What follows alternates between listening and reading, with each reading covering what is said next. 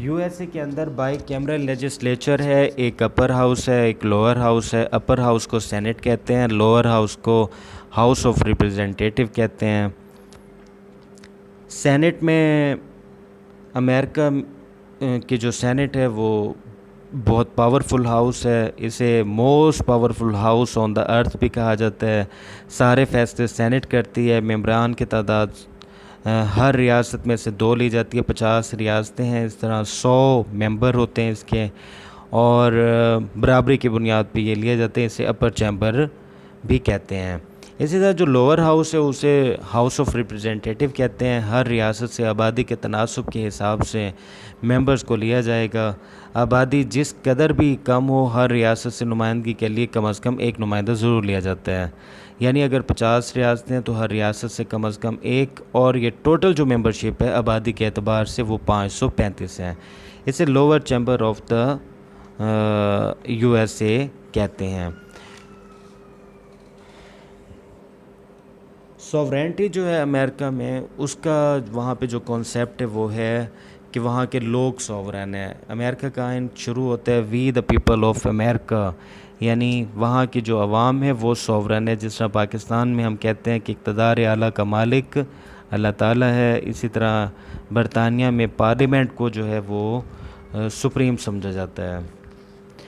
امریکہ میں امریکہ کے کانسٹیٹیوشن کے اندر کنونشنز کو بھی بہت زیادہ فالو کیا جاتا ہے۔ وہاں پہ جس طرح ایک کنونشن ہے کہ جو پریزیڈنٹ ہے اور جو وائس پریزیڈنٹ ہے یہ دونوں ڈیفرنٹ اسٹیٹ سے ہوں گے، کبھی بھی ایک ریاست سے نہیں ہوں گے۔ یہ آئین میں کہیں بھی نہیں لکھا ہوا، لیکن وہاں کی جو آبادی ہے اور وہاں کی جو حکومت ہے وہ اس چیز کو فالو کرتی ہے۔ اس کے علاوہ سینیٹوریل کرسی کہ صدر جو ہے وہ ہر کام کرنے سے پہلے سینٹ سے جو ہے وہ ایک دفعہ کنسلٹ ضرور کرے گا۔ یہ بھی ایک کنونشن ہے، ورنہ وہ ایگزیکٹو ہے جو چاہے کرے، لیکن وہ سینٹ سے کنسلٹ ضرور کرتا ہے۔ اسی طرح الیکشن جو ہے پریزیڈنٹ کا وہ یہ ہے کہ امریکہ میں کوئی بھی شخص 2 دفعہ صدر کے عہدے پر منتخب ہو سکتا ہے، یہ بھی ایک روایت ہے۔ روزویلٹ نے اس روایت کو ایک دفعہ توڑا تھا، وہ 4 بار صدر بنا تھا، تو اس وجہ سے اس روایت کو ختم کر کے باقاعدہ اس کو آئین کا حصہ بنا دیا گیا۔ اس کے علاوہ امریکہ میں ڈوئل سٹیزن شپ ہے۔ پاکستان میں اگر کسی شخص کا شناختی کارڈ بنا ہوا ہے، وہ کسی صوبے میں بھی رہے، وہ جہاں اسلام آباد میں رہے، جس شہر میں رہے، اس کا شناختی کارڈ اس کے لیے پوری اس کی شناخت ہوتا ہے۔ لیکن امریکہ کے اندر ڈوئل سٹیزن شپ ہوتی ہے، ہر شخص اپنی ریاست سے ہی تعلق رکھتا ہے۔ اگر وہ امریکہ کا شہری بننا چاہتا ہے تو اسے پھر یو ایس اے کی الگ سے سٹیزن شپ لینی ہوگی۔